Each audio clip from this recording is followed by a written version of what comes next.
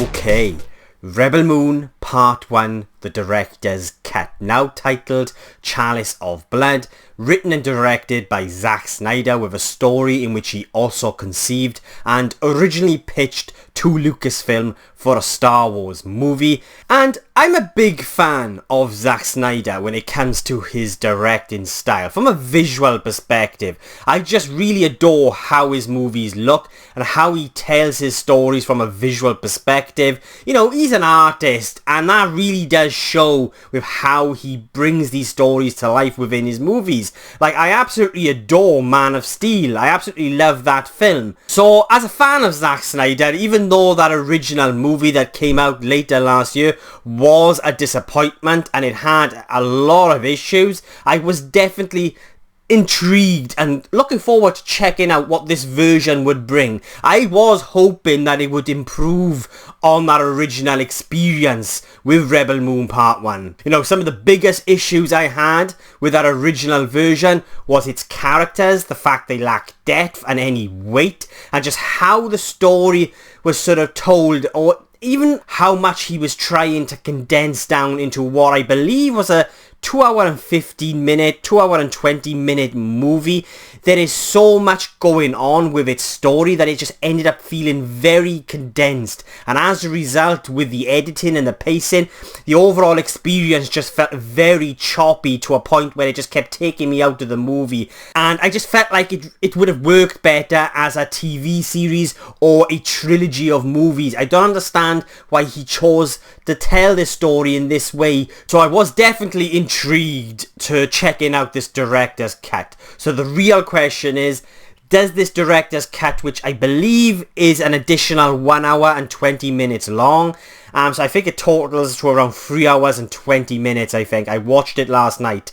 Does this cut improve upon that original version of Rebel Moon Part 1? So I'm going to start off with saying that this director's cut hasn't changed my mind when it comes to how I felt Zack Snyder should have told this story. I do still believe, especially after watching this director's cut, that it should have been told either as a TV series or as a trilogy of movies, to allow to give its story and characters time to breathe. Granted, the writing also doesn't help, but I do think it's the way in which they are trying to tell this story is what really affects this overall experience. And what I was really hoping for with all this additional footage being put back in, I believe it's 1 hour and 20 minutes of additional footage, I was really hoping for an experience where I could sort of get emotionally wrapped up with these characters' journeys and actually care about these characters' stories.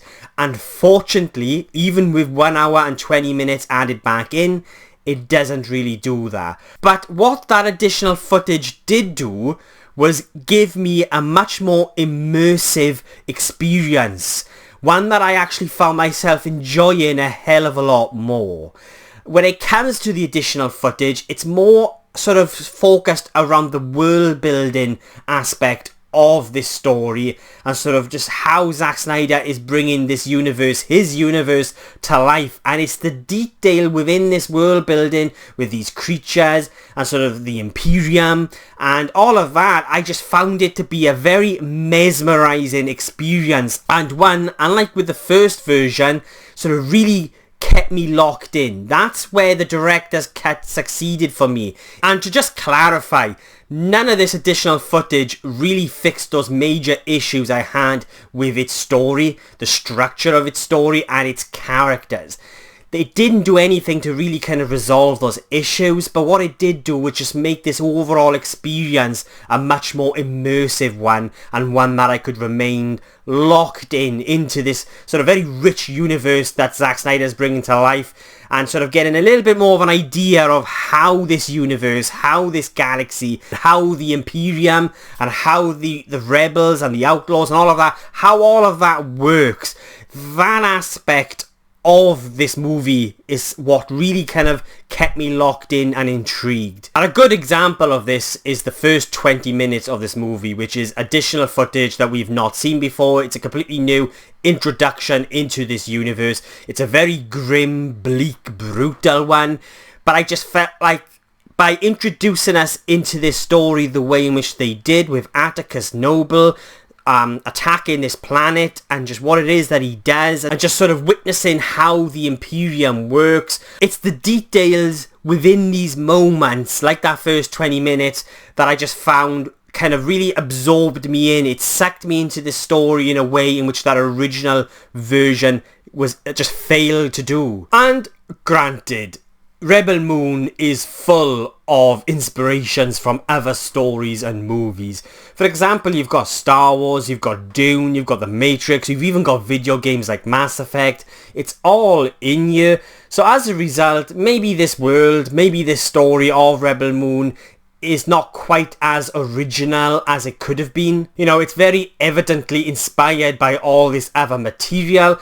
But that kind of really just didn't take me out of the movie. It didn't really take me out of the experience, because I was still mesmerised by the world and sort of the life and these creatures that Zack Snyder was attempting to bring to life. And talking about video games, seeing as I just mentioned it there, the entire sort of second half of this movie plays out like a video game, which then kind of plays into the issues that I had with its characters and how Zack Snyder introduces us to these new characters, these warriors and outlaws that they are trying to recruit to help defend them against the Imperium. Just the way in which this part of the story plays out, it was almost like I was playing a Mass Effect game or something very similar. Like I was, at times when they recruit their first member or whatever member it is, whether it be Nemesis, I'm expecting an achievement to pop up.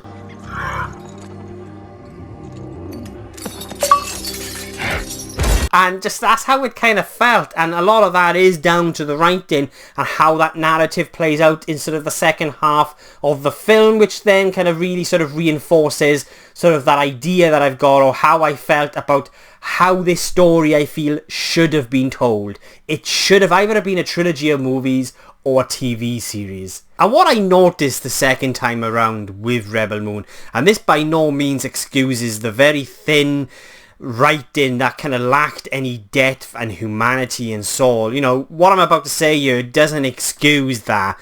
But I kind of realised or remembered that, you know, Zack Snyder is very much a visual storyteller. And a lot of this story, when it comes to the characters, is told from a visual perspective and through the performances. And that is something that was a little bit more evident while watching this director's cut. So we get this sex scene with our main character, Kora, played by Sofia Boutella. And like, when it comes to the performance, she's pretty, you know, she's okay. I feel like she's trying her best with the material that she's given.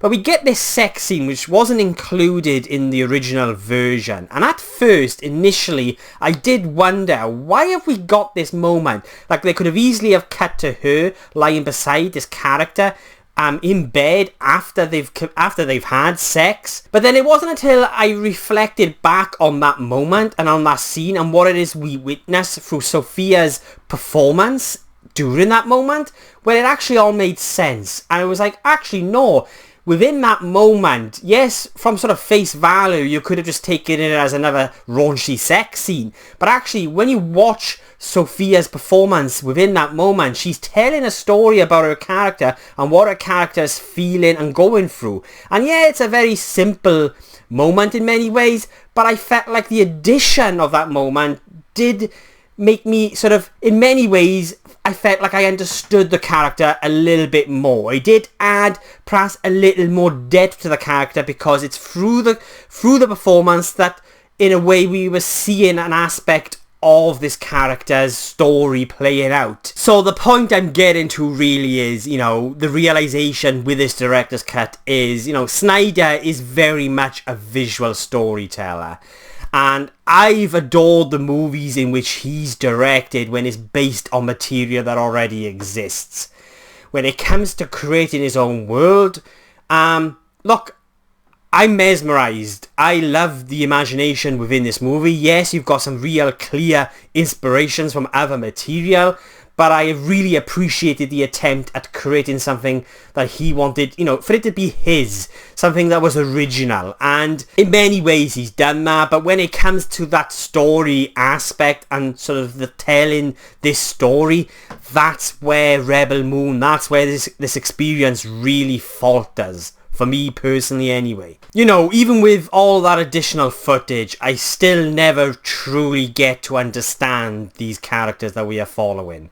I never truly get to understand how this world, how the politics, how the government, how the Imperium, all of that, how it all really works. And, you know, when it comes to the Slaying King and sort of the robot, voiced by Anthony Hopkins, you know, that aspect of the story, I'm still not truly understanding what is making these characters do what they're doing, and sort of really truly understanding who and what these characters are. And that's just how both versions of the movie kind of leave me feeling, you know. And again, it goes back to how this story I felt should have been told. Zack Snyder is not allowing this story, this world, and these characters the time to really kind of breathe and come to life. It's just not allowing that due to how he's told this story. So yeah, I think that's enough rambling on from me about Rebel Moon Part 1, the director's cut. There is an awful lot more I could talk about,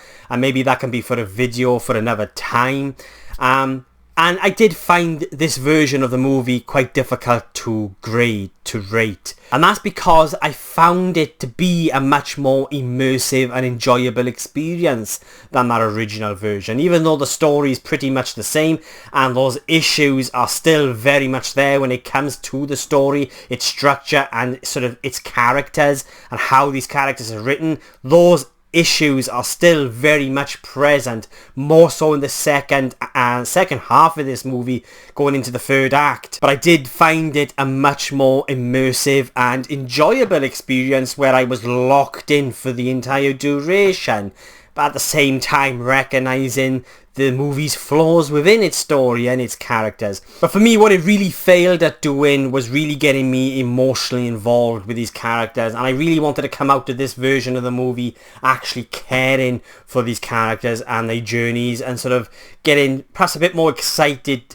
to witness the director's cut of Part 2.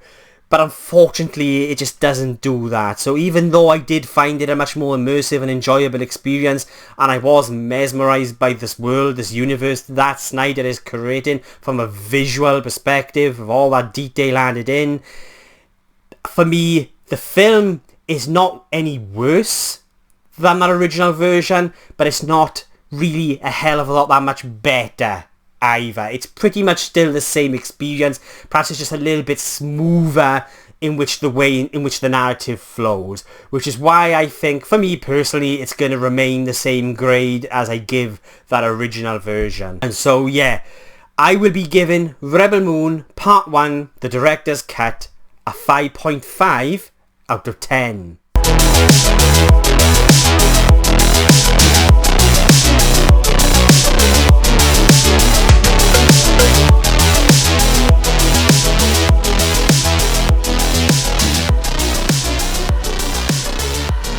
So yeah, there are my thoughts on Rebel Moon Part 1, the director's cut, A Chalice of Blood. But what did you guys think? Did you love it? Did you hate it? Do you think it was better? Do you think it improved on that original version? Or do you think it was worse?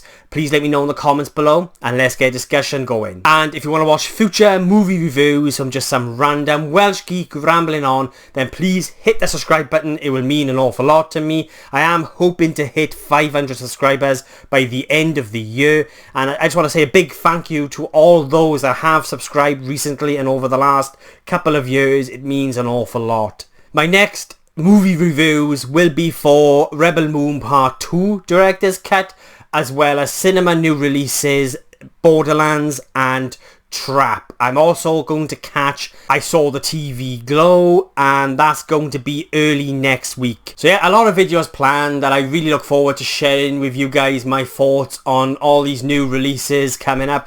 And yeah, thanks again for watching. I really do appreciate it, and I'll be catching you guys soon.